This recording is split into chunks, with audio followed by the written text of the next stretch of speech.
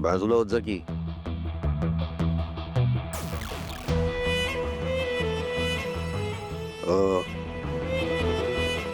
माझी विचारपूस करायला कोणी आलेलं का? काय तुला काय वॉचमॅन वाटतो का मी? चल तिकडे.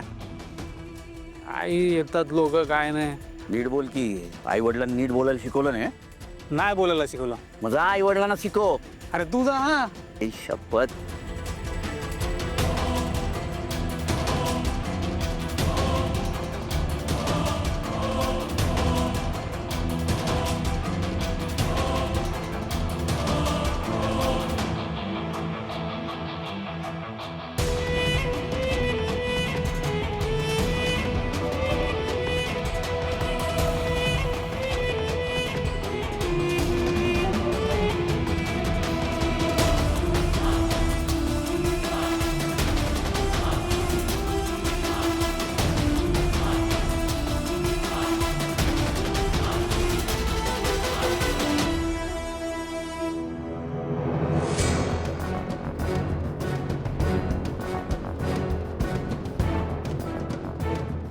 तुमचा माणूस सापडला.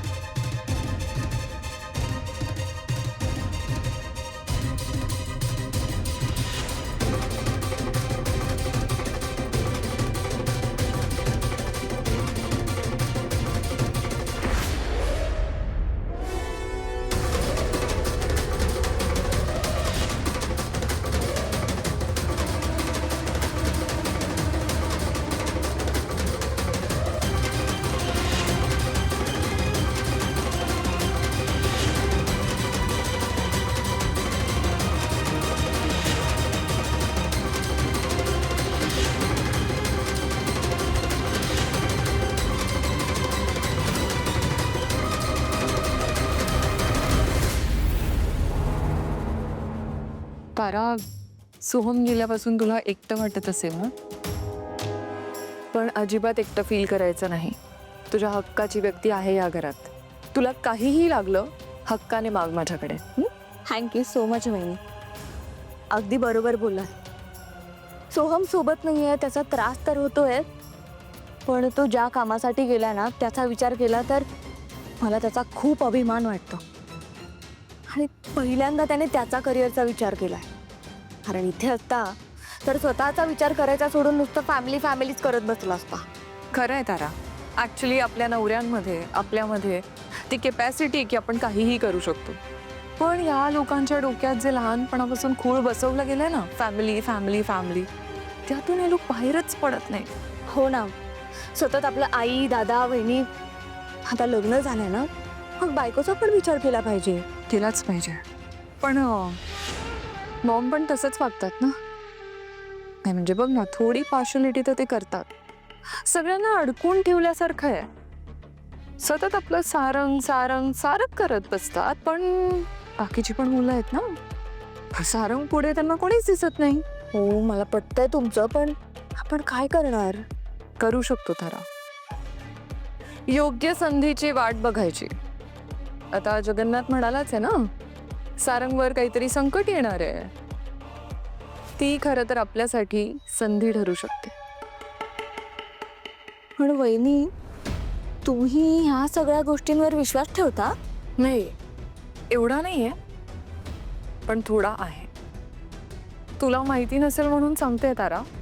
एक काळ असा होता जेव्हा या घरात जगन्नाथला विचारल्याशिवाय एक पान हलायचं नाही.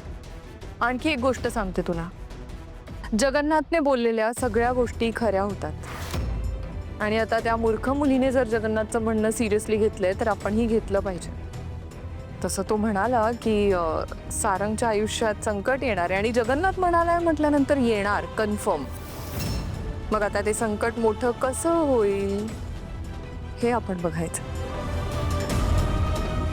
कारण त्या मूर्ख मुलीची या घरात ती सत्ता आणि सारंगची ऑफिसची सत्ता मला संपवायची. कारण लिगली बघायला गेलो तर राजकुमार दादानंतर वारसा हक्काने या घरावर, ऑफिसवर, वेहंदळींच्या संपत्तीवर आमचा अधिकार आहे.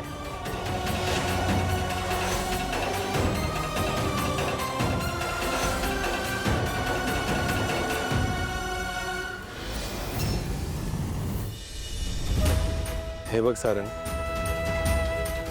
माझ्या लेकीची आणि तुझी काळजी वाटली म्हणून मी तुला समजावायला आलोय.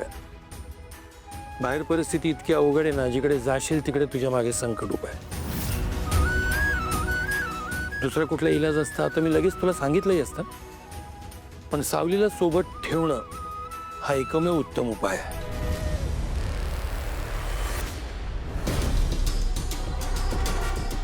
हे बघा जगन्नाथजी, तुमच्या विद्येवर मी शंका नाही घेत, पण खरं सांगतो माझा या सगळ्या गोष्टींवर विश्वास नाहीये.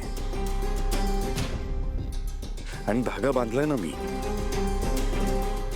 मग या सगळ्या गोष्टी करायची काय गरज आहे? हे बघ, फक्त धागा महत्वाचा नाही, व्यक्ती ही महत्वाची. आणि ती व्यक्ती काही दुसरी तिसरी कोणी नाही, माझी लेक आणि तुझी बायको आहे. आणि माझी लेकच तुला या संकटापासून वाचवू शकते. पण मला कळत नाही की असं काय संकट माझ्यावर येणार आहे की मी एकटा हँडल नाही करू शकत. अहो पण मिसाची परीक्षा का घ्यायची आहे? हे सावली, मग काय असंच घाबरून राहायचं का? अरे नाही सारंग, मी तुला घाबरून राहा असं कुठे म्हणतोय. फक्त मी जे काही सांगतोय तेवढं फक्त पाळ. जिकडे जाशील तिकडे फक्त सावलीला सोबत घेऊन जा, बस इतकंच. जगन्नाथजी, माझा खरंच या सगळ्या गोष्टींवर विश्वास नाहीये. म्हणजे ना असं ते मला असं बांधून ठेवल्यासारखं वाटतं. सारंग सर, ऐका ना त्यांचं. हे बघा, माझं कोणत्याच कामात लक्ष लागणार नाही, मला झोप लागणार नाही, प्लीज. हे बघा जगन्नाथजी, मी जेव्हा घरात असेल तेव्हा सावलीला राहू दे माझ्यासोबत. मला पण आवडेलच, पण कॉर्पोरेट मीटिंग्सला मी सावलीला नाही घेऊन जाऊ शकत. खरंच खूप ऑड वाटेल ते.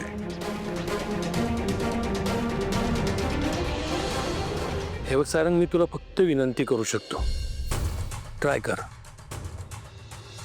Please Sarang sir.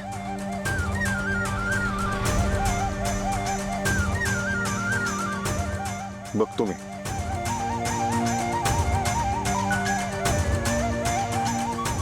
शिवानी कारखानीस आज जेव्हा जमेल तेव्हा ऑफिसला भेटायला ये. अर्जंट काम आहे.